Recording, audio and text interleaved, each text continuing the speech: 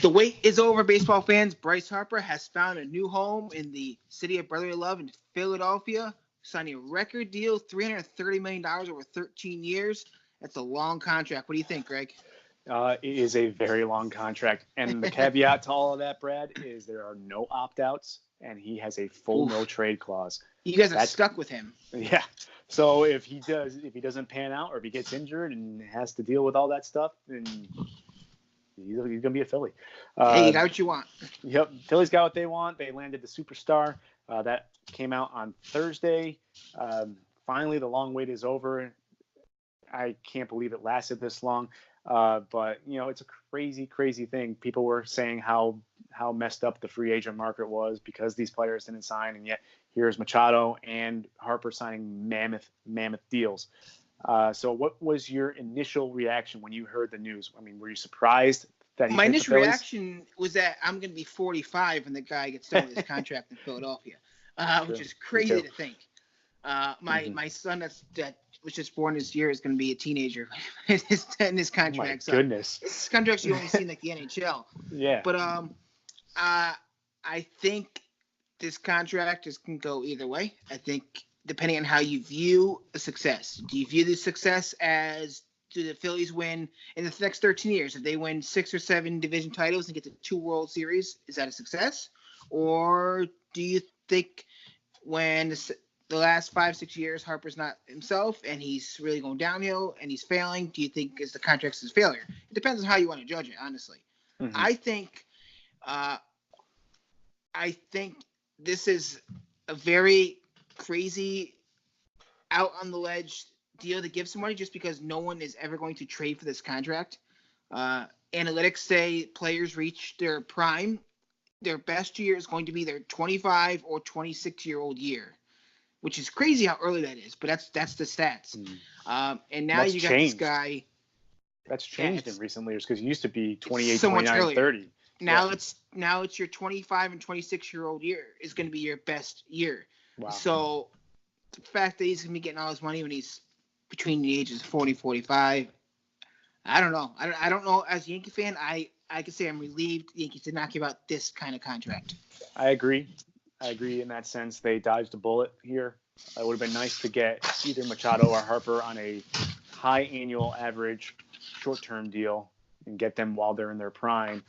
But that's the thing with baseball now is these players they don't care about who they play for or what city they're going to. All they care about is how much the contract is for and how long it is because they want to make sure they have a job in 8 years. Baseball is such a delicate sport with players where as soon as you have a down year, you might not find that you might not have a job. It's kind of like that in any sport, but baseball is also a different sport in the sense that you can play it almost into your 40s. Basketball, maybe. I mean, you see Dirk still playing, and hockey, it's rare you have the it happens, 40s. Though. It happens, but baseball is a little bit more commonplace where players play till they're almost 40 years old. So you want to make sure you're settled, you have a family. You don't want them to be bouncing around, moving around every year, going to a different city. So I can see why they want that. But it's very rare that you see it in other sports. So with that said, I'm a little surprised that the Phillies, gave out a 13-year deal. Like you said, you and I are going to be 45 when he's done with this. That's crazy. It's never been done before. The longest contract has always been 10 years, I believe. And there are a couple of those still being, played out. Right. Yep. Cano is one of them. Now you got Machado with a 10-year deal. So it's surprising. It's surprising. Yeah. So like I said, it depends on as Philly fans what you see as a success. The organization I don't think wanted to go into the season missing out on all 3 of their big free agent targets, so they did what they had to do. And spent stupid money. Right, and it was stupid if you ask me, but I think Philly fans are loving it. They're loving it right now. They're seeing Bryce Harper, who's gonna be wearing number 3, playing in their uniform. It's like that they wanted. So with this being said, now does this change things in the East? Are the Phillies now a team to beat with all the trades and signings they made? Well, I think this puts them at the top of the division. They made some really good moves already this offseason. They signed, obviously, Harper, but they signed one of the top relievers in the game, David Robertson. They signed a quality outfielder in Andrew McCutchen, who had a nice bounce-back season last year between the Yankees and Giants. They traded for Gene Segura, who's one of the better middle infielders in the game. Yep. And they also traded for one of the best catchers in the game, JT Realmuto. So I think their core of defensive players is really solid. I think outside of that, the big question is going to be their pitching staff. They have Aaron Nola, which you and I have talked about in previous episodes. He's their ace right now, but outside of him, they really don't have much. The guys that they have to prove that they can do it. But with this kind of lineup, they're almost like Yankees East and Yankees NL. They have a stacked lineup, probably going to score a lot of runs. So that may they may work to their advantage. But you got to also remember the Mets have improved this year, although they are the Mets, so they'll probably fizzle out at some point. And the Nationals are still a good team. They always have been a good team. And Nationals, I think, still got better even without Harper. Yeah, even without Harper. And then you also got to look at the Braves. The Braves won the division last year. The Braves have a young core, just like the Yankees are starting to build, and they can only get better. They have good young pitching. They have good defensive. Good batting. Position players. That's the word I'm looking for. So the NL East, I think, now has become, between the NL East, NL West, and the AL East, those are the three most competitive divisions in Major League Baseball now. The NL East definitely, I think, is the best division now because they have 4 out of the 5 teams legitimately that can win the division next year. Mm-hmm. Yankees have 2, maybe 3 if you want to throw in Tampa. And I would throw in Tampa, but Baltimore and Toronto aren't going to be an issue. That brings the division down. So I think NL East now by far takes the cake for the hardest division in baseball. It'd be interesting to see how that stacks out. I think just like last year with the wild card, it's going to come down to one of the last games, and I think both. This is just a guess, but this is my projection. Both wild card teams from the NL are going to come from the East. Yeah, I agree. Because you look at the West, I see the Dodgers winning that division still. I don't think Colorado, I think, actually took a step back even with the signing of Arenado. The Central, I mean. Well, now you think about it, the Central is pretty competitive between the Cubs, Cardinals, and Brewers, but they're Brewers, not. They just didn't do anything in the postseason. Like they didn't. No. They had no pitching. Like they had pitchers last year that pitched career years. I don't think that's gonna repeat itself. The Cubs didn't get any better. They didn't spend any money, and last year was a disappointment. Maybe they'll bounce back. Maybe they won't. Mm-hmm. And who are you gonna give the division to now? Like outside of the Cardinals, definitely one of the most improved team over the offseason. They are. They picked up Paul Goldschmidt. That's a big bat right there, and they always have good pitching. So I think the Cardinals become the favorite in the NL Central. I agree. And I think it's gonna be a battle between. And the Reds got better. The Reds improved. They got a little better. They had a long ways to go, but they definitely got better. Compared to how they were, they've gotten a lot better. But no, you're right. NL East becomes the most competitive division in the National League, and I stand by my projection. Both wild card teams are going to come out of the East. That's what I'm thinking too. I still think Washington wins that division. I think they're just the best all-around team myself. Mm-hmm. But we'll see. I mean, the pitching for the Mets, if they can actually stay healthy for an entire year, which we've never seen, they might be able to shut teams down and win low-scoring games. I don't know. Yeah. I mean, the Mets already have 2 big injuries in Todd Frazier and the guy they signed. I forgot his name. I don't know. The infielder played for the A's, Jed Lowry. Oh, Lowry, right. Yeah, he got hurt.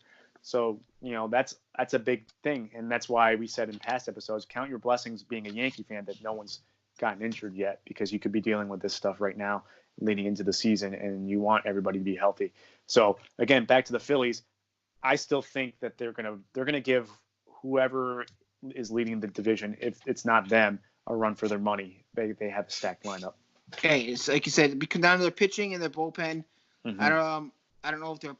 I think the Phillies still would have been better off signing Keiko and Kimbrel instead of signing just Harper. But we'll see. I think we're just gonna have to score a lot of runs. Yep, I agree. So back to Harper. Did the Yankees miss out? And they missed out on a great player, but if this is what Harper was holding out for, which he said he was from the very beginning, a long amount of years at a somewhat high AAV, I don't want this contract. I know. We would fall into what's going to happen to Machado if he ends up staying with the Padres. We would fall into the same pattern as when A-Rod was a Yankee, waiting for him to, and now with Ellsbury. Especially Bryce Harper has had a lot of injury problems over the course of his short career. So could that be a problem once he gets up into his 30s? Absolutely. And if he can't stay healthy and you're paying him $25 million a year at the end of this contract, it's going to be an issue. And you're not going to be able to trade him, like you said, because no one's going to want to pay that. And they're going to be expecting Philly to pay a good chunk of it, which they probably won't. Right. So speaking of how much they're paying, is Harper worth this money? Nope. No player's worth over $300 million, in my opinion. Maybe Mike Trout. But I think it's absurd that there's these contracts out there. And the only reason it's like that is because these teams, the owners make so much money that the players have to, it has to go somewhere. And it has I will never fault the players for getting the money because they're the ones that are doing all the work. And if they don't get it, it's the owner's money. Now, the one thing that can happen is if ticket prices, food prices, souvenir prices for fans go down, then everything comes down. But that's just not going to happen because people are going to keep paying it. The day Harper signed, ticket sales skyrocketed for the Phillies. Yeah. So that's not going to change. So I'd rather have the money go to the player than the owner. That being said, is he worth this much money? The funny thing is that it's so different in baseball. So the NFL, your last season before you become a free agent is very, very important because that's what you're judged on. Mm-hmm. Baseball, last year, Bryce Harper did not have a good year. And no one's really worrying about that too much. They said, well, his agent got in his head, told him he hit more home runs this year, so that's what he was trying to focus on. So he's swinging at balls he shouldn't be swinging at. He expanded the zone. They looked at the first half of his career, which is so different in baseball. But it used to be like that, what you were saying. When football, it used to be like that in baseball. Players would be judged on their next contract, like maybe 2 or 3 years ago. But now, like you're saying, it's computer data now. It's data, and you're factoring in his age. He's still young. He's just getting to his prime. Players, I mean, people are projecting him to do big things, and that's what's about projections. It's all. Yeah. I forgot what player said this. It was during this offseason. They said it's not up to. No one looks at what you did. They put your name in a computer and it projects what you're going to become. And that's what you get paid on now. And players don't like it, but that's baseball now. Sounds like something Verlander would say. It might have been Verlander. I don't know. Do you think Harper lives up to this contract in Philly? Because a lot of these players get these big contracts, like A-Rod. Mm-hmm.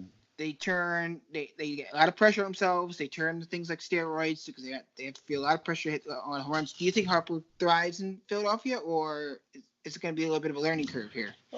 I think it's going to be a little bit of a learning curve. I don't think the Phillies were his first choice, obviously. But with that said, they gave him the most money, so obviously they showed him enough to want him to play there. It's going to be an adjustment. He's going to a division rival now from the Nationals, so at least he's playing all the same teams though, and same ballparks that he always has. That's true. He has had experience at all these ballparks. So he'll probably get booed a lot now when he goes to Washington. Yep. Actually, he'll probably get booed a lot when he goes to a couple different places like Dodger Stadium or San Francisco. Well, he wanted to be a Dodger. If he had his choice, if the Dodgers offered him the same contract, he'd be in LA already. Mm-hmm. I read that they offered him 11 years and just around $300 million. So and let's not get the Washington deal confused. Washington gave him a deal for over $300 million, but so much of it was deferred that he wasn't getting very high AAV now, and he wanted money now. So I think Washington knew he was going to accept that contract. They just gave him that, knowing he was going to decline it, just so they could say they tried. Well, I would have loved to seen him go to LA or San Francisco. Actually, a lot of people give San Francisco a lot of grief because that's not a very hitter-friendly ballpark, especially for left-handed hitters. But Barry Bonds was able to hit home runs. I was just gonna say didn't bother Bonds. Yeah, and Harper's supposed to be just as good. So why wouldn't it affect him?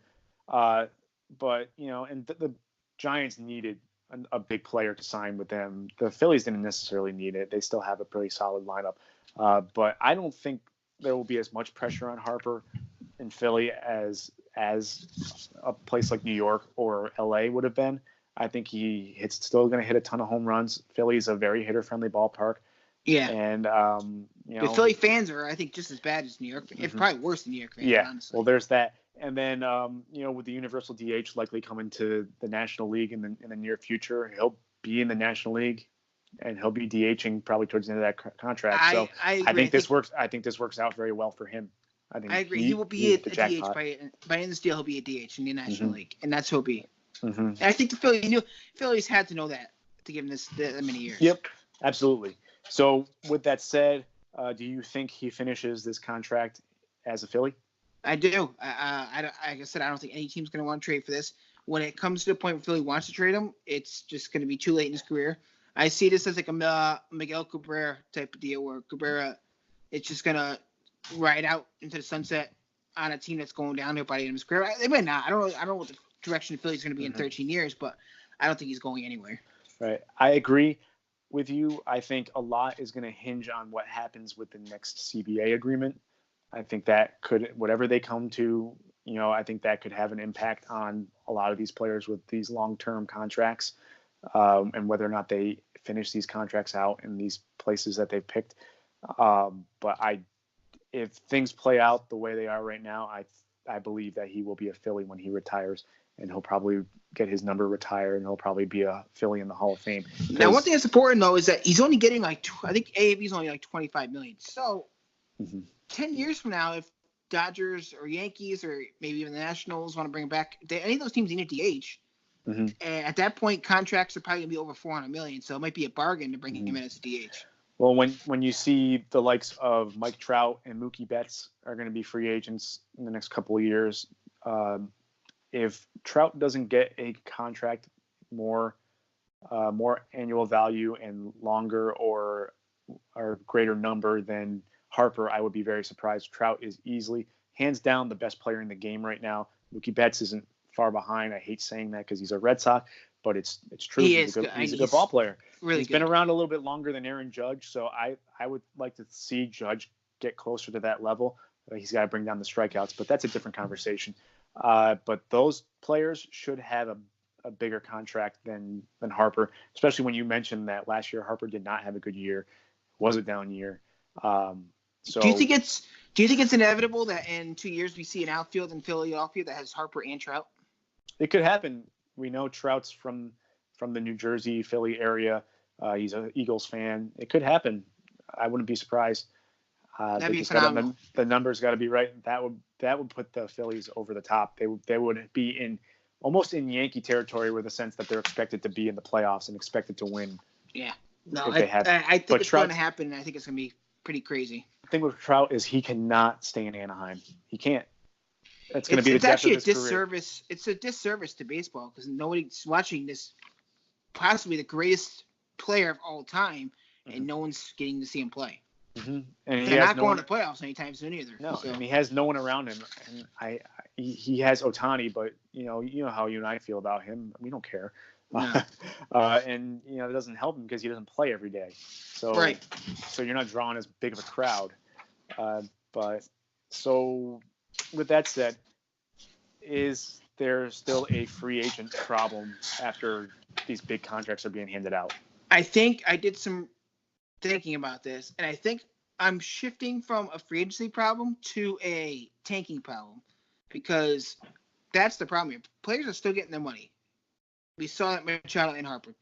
They still got their value. That was what they should have got, and they got it. I think Machado got even more than what he should have got. Yeah. What the problem in free agency is, these players that have been serviceable their entire careers, like an Adam Jones, are not getting jobs because there's so few teams that are looking to add veteran players because the feeling around the league is if you don't have a young crop of energized players that are between the ages of 20 and 27, you're going to lose. So you might as well just start rebuilding. So I think it's a tanking problem. It's a problem that not enough teams are trying to win right now. More than a free agency. And if you look at what you just said, you're absolutely right. And the teams that can afford these players that are serviceable don't need them because they already have players. Like the Yankees, they don't need Adam Jones. They have a center fielder now. They have a full outfield. The Red Sox don't need outfielders. It's just that's the big problem, and you're absolutely right. And that's why I think in a previous episode, you and I had talked about maybe setting a minimum payroll and creating a penalty for teams to incur if they don't meet the minimum payroll and prevent tanking. Tanking needs to be avoided. That's been an issue, and it's been it's been more of an issue now because of what you're seeing with these free agents, and it's terrible. It really is. Adam Jones should have a job. I mean, the Somewhat. Orioles back in what the day, I guess I say back in the day. I don't know how long it was, but the Orioles could have re-signed Jones. They could have added Moustakas. They could have added Corbin. They could have made themselves not a 100-loss team, but they're going to be a 100-loss team again. Same with Toronto. And I'm just naming teams from our division because that's the teams I know. Toronto could have added Moustakas at third to take over for Donaldson. They could have added Jones to the outfield. They could have added Keuchel and Kimball right now and become already 80-win team, I guess, but that's just not going to cut it, so they don't do it. I agree. It's sad. I mean, if you remember not too long ago, the Orioles were always they were battling the Yankees and Red Sox. It wasn't the Rays. They lost to the Yankees in the 2013 ALDS. Right. Yeah. Wasn't that long ago? No, it wasn't. And they still have, most of that core is gone now. Machado's gone, Scope's gone, but they could have added to that instead of tank and. Remember, Wieters was supposed to be the next big catcher in baseball. His career never really. Well, he got did hurt, much, and now he's out in what? He went to Washington, and then he just signed somewhere else. Just signed somewhere else. That's what I was trying to think of. But anyways, it's a National League team. Yeah, I'm pretty sure it's a National League team. But yeah, so no, there's not so much. You're right. There's not so much of a free agent problem as there is an ownership and tanking problem. And I really hope that in the next CBA, that Major League Baseball addresses this in some manner, because as a fan of a team that doesn't tank, we're lucky, I guess. We're lucky, but I also like to see when those small market teams, like when the Royals went on their run, that was nice to see. But they tanked to get there. Same with the Astros. They tanked to get. And they're doing it again. Royals doing it again. Yep. Twins are doing it now. The A's were doing it. It's crazy. The Marlins are doing it. The Astros going to be able to afford to pay Springer, Correa, Altuve, Bregman. I don't know. I don't think Probably so. Not. Maybe one or two of them, but not all of them. So they'll have to go back to doing what they did before.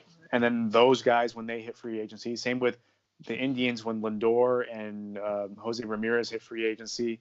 Although they locked one of those guys up, I think, for a little. I think Lindor signed an extension a couple years ago. But that might be a more common theme now. You see guys getting close to their arbitration years, and instead of them getting to free agency, teams offer them more team-friendly contracts before they realize what their worth is. I agree.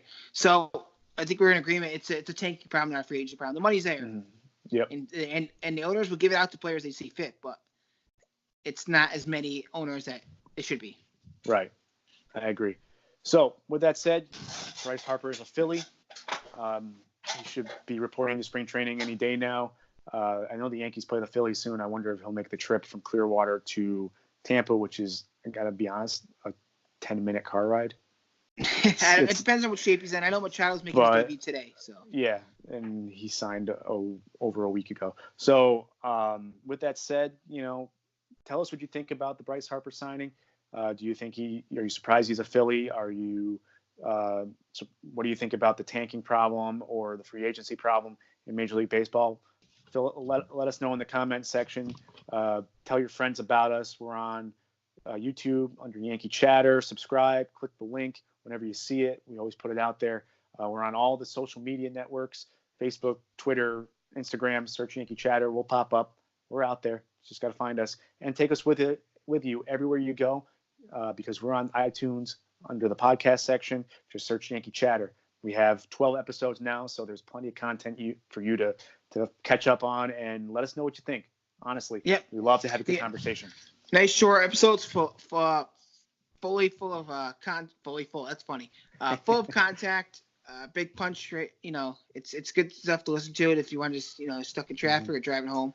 Just tell us what you think. Yep. And we try not. We talk about the Yankees, but we try not to make every episode about the Yankees. We like to talk about Major League Baseball as a whole, just to get more people involved, because the Yankees are part of Major League Baseball, and it's important to talk about things outside of the Yankees. So let us know what you think. Subscribe, follow, everything and all the above. We appreciate you watching. Thank you for tuning in. My name is Greg Andriano. You can find me at GregAndriano05 on Twitter, and this is my colleague up north. Brad McCormick. You find me at Bradder Chatter 1 on Twitter. Excellent. Well, thank you for tuning in. We'll catch you next time. Hopefully we got some exciting Yankee stuff to talk about. All Go right. See you Yanks. next time, Yankee Chatter.